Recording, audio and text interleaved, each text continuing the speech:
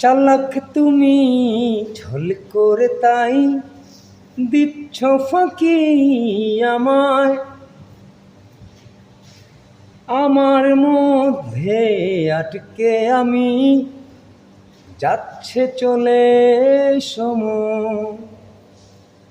যাই হয়েছে ভাবনায় অনেক মন দিতে চাহে পারি, দূরেই দূরে থাকো তুমি তোমার সাথে আরি।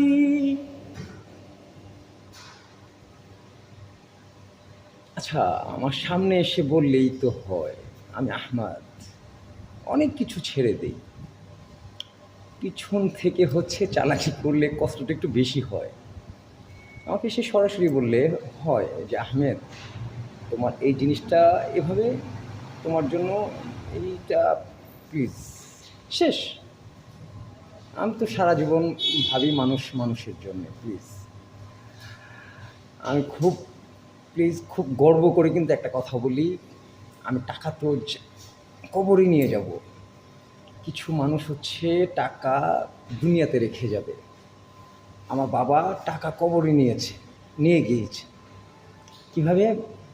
আমার বাবা মৃত্যুর সময় ছোট্ট একটা এরকম মুচকি হাসি দিয়ে ডান সাইডে কাঁধ রেখে ব্যাস শেষ।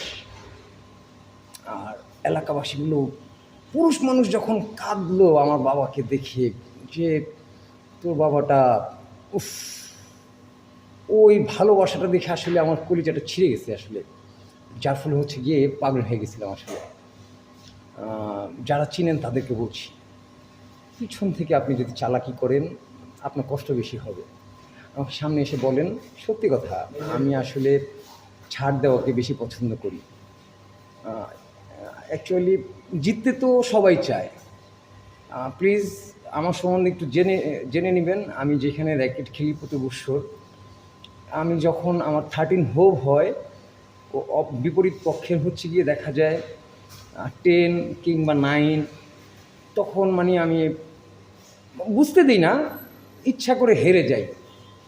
তার আনন্দটা দেখার ভিতরে যে কী একটা তৃপ্তি, সে জিতেছে, তাও আবার আহমদ ভাইয়ের সাথে জিতেছে, এটা খুব তৃপ্তি, ওই তৃপ্তিটা দেখার খুব মজা লাগে আসলে।